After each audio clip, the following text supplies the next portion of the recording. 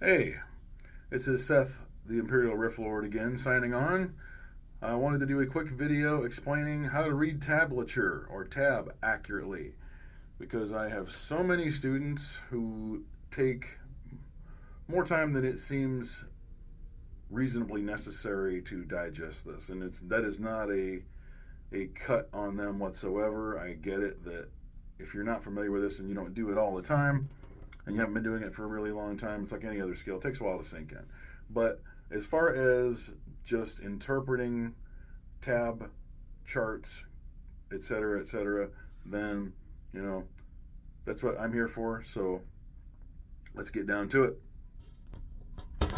All right. So what we got here, let's check it out. So each one of the lines represents one of your strings. So from low to high, we have E, A, D, G, B, and E. Got it very well written out here for you. So when you play your guitar, this is your low E. Your low notes are on the bottom, your high notes are on the top. It is modeled after sheet music. Actually, guitar music was written in tab before sheet music was ever accepted or used for that. I found out from my good buddy Patrick. Follow his channel, Six String Joy. Hit the subscribe button. He's got lots of great content on here. But this confuses everyone. Everybody thinks that's your low E. It's not. It's the exact opposite. It's in terms of pitch. So when you have your guitar, the best way to do this, if you're not familiar with how it looks, lay your guitar on your lap and then look at the chart that way, and it will make more sense to you. Okay? So anytime we have a 0 on the chart, that is an open string, a string you don't have to fret, because the numbers on the page are the fret numbers, fretted note / fret number. I've had many students ask me, what are their numbers for? Many times, and it is not, if there's another way to describe this, I don't know, because I don't see how there is, because literally it's the fret number. It could be 1, it could be 17, it could be 20. It means the same thing no matter where you find it. So this is your high E string, first fret. If there's a 17 on this line, it means that's your B string, 17th fret, and so on.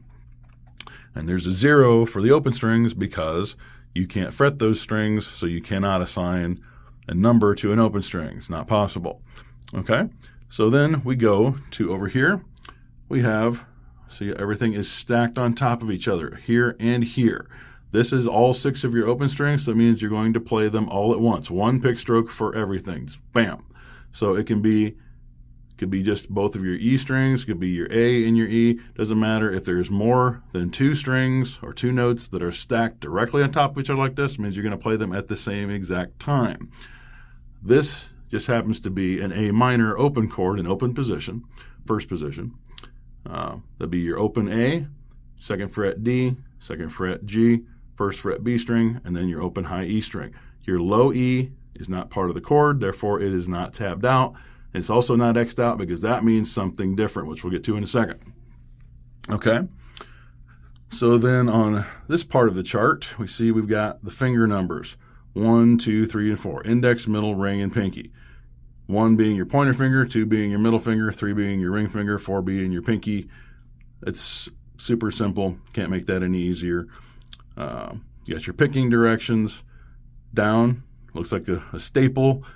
Up looks like a V. Don't ask me why it's a V, because it looks like it should be a downstroke, but it's not. That's just the way it's always been. Okay? You've got a hammer-on right here.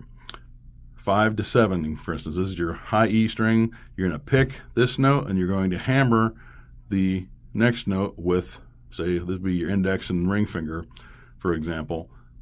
But you see the little, I'm not sure what you call it. It's like a parenthesis turned sideways. But that is a hammer-on. Same thing, because you have to go from a lower fret or an open string to a higher fret to execute a hammer-on. There's no other way to do it.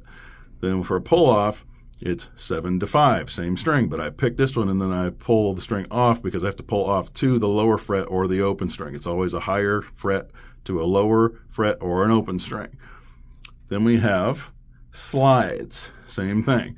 I'm going to pick the string and slide up to whatever number fret on that string it is in either direction. So it goes from 5 to 7 and 7 to 5. That is notated the same. Just like the hammer and the pull-off, that is the same, except you're just starting from a different position. Hammer on, you got to go up. Pull off, you got to go down. It's the only way it physically is allowed to operate. Then we have bends. So this is when you pick the string and you literally push the string upwards or pull it downwards, but you're always pushing the string. You're always going upward in pitch regardless of which direction you bend it. So we've got the 12th fret. This is your G string. And then you would bend this a whole step. That's the distance. So 1 is a whole step, 2 fret distance. And if you see here, it's the same string, but you'd only go a half step. It's always going to be an arrow going upward. And then if it says 1 1/2, it's the same thing. Then you've got over here, this is vibrato.